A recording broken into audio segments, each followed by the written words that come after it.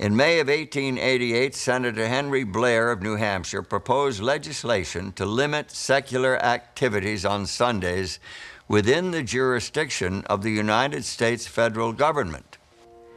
Senator Blair made it clear that the aim of his bill was to preserve the first day of the week as a day of rest and religious observance. The bill was referred to the Senate Committee on Education and Labor, where Blair was chairman. Among those who raised objections to the proposed legislation was Alonzo T. Jones.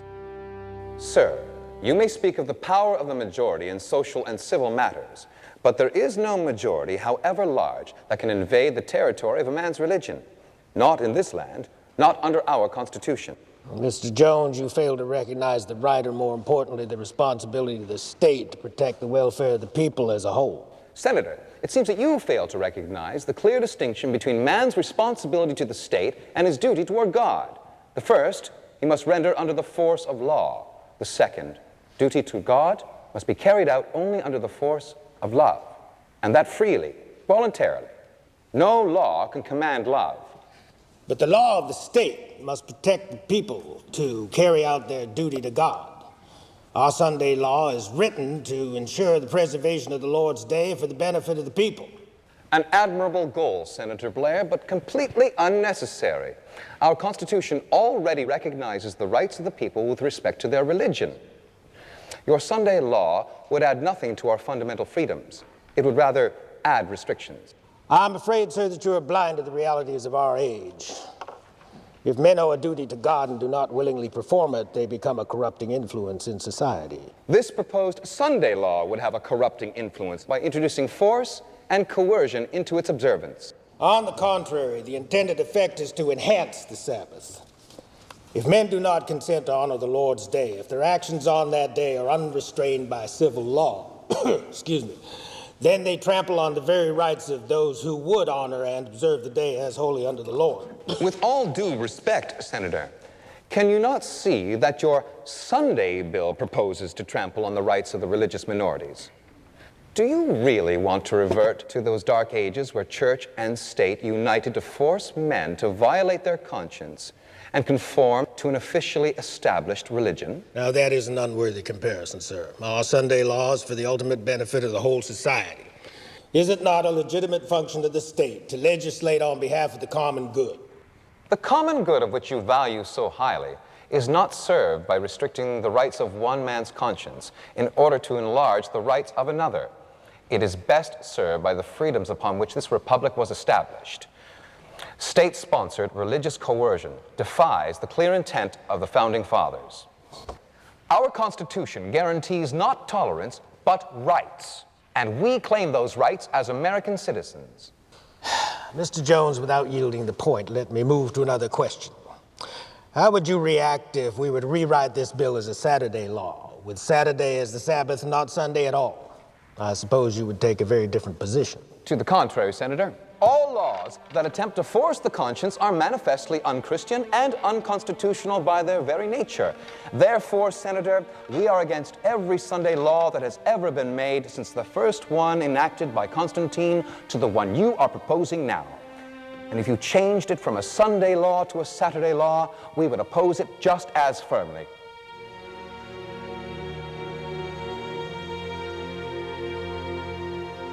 Senator Blair's bill never made it out of committee, but there were already plenty of other Sunday laws, which are commonly called blue laws. In fact, in America today, 49 of the 50 states have laws protecting Sunday.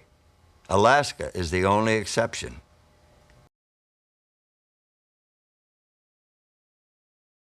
The first mention in the Bible about a mark, about anyone receiving a mark, comes in the very first book of the Bible, chapter 4, I guess it is, with the story of Cain and Abel, the first two children born to Adam and Eve, who were Cain and Abel. They were told to worship God, and they were told exactly how to worship God, weren't they?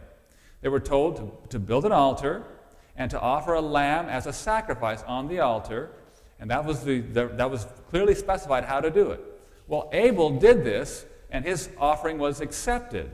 But his brother Cain on the other hand, decided he didn't want to offer a lamb, so he decided it would be better if I just changed God's little plan and his rules just a little bit, and he offered some of the fruits of his labor, which was actually fruit. The Bible says he was a gardener, and he offered fruit, and his offering wasn't accepted.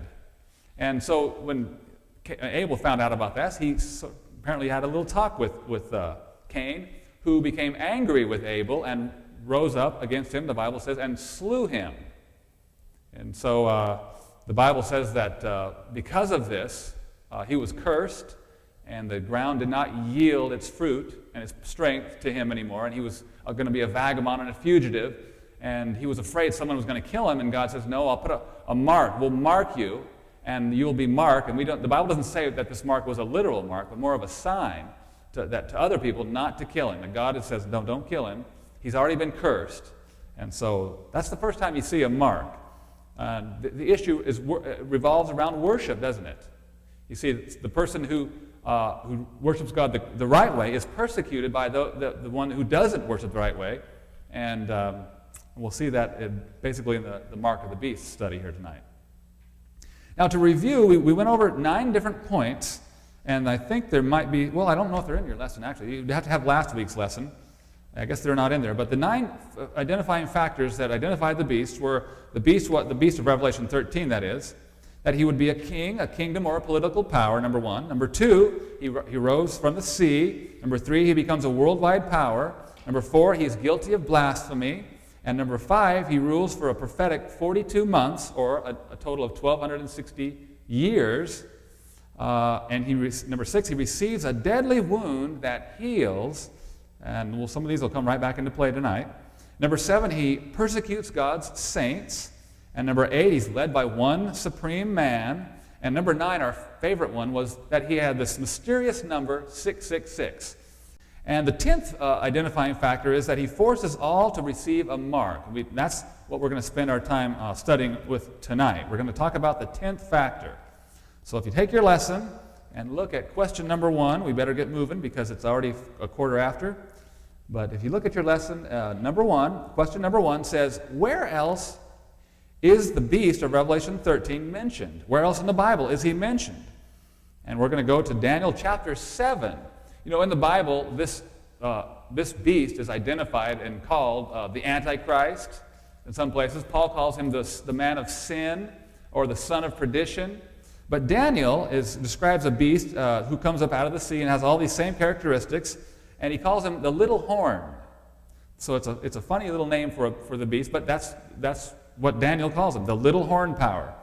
See, in Revelation 13, we have a beast who comes up from the sea. He becomes a worldwide power, and he's led by a man. Now, let's see if we go to Daniel 7, let's see if we can see those same factors in the little horn power. So in your lesson, it says Daniel 7 in verse 3, it says, and 4 great beasts came up from and what's the answer there? From the sea. Okay, we just saw the beast of Revelation. He came up from the sea too, didn't he?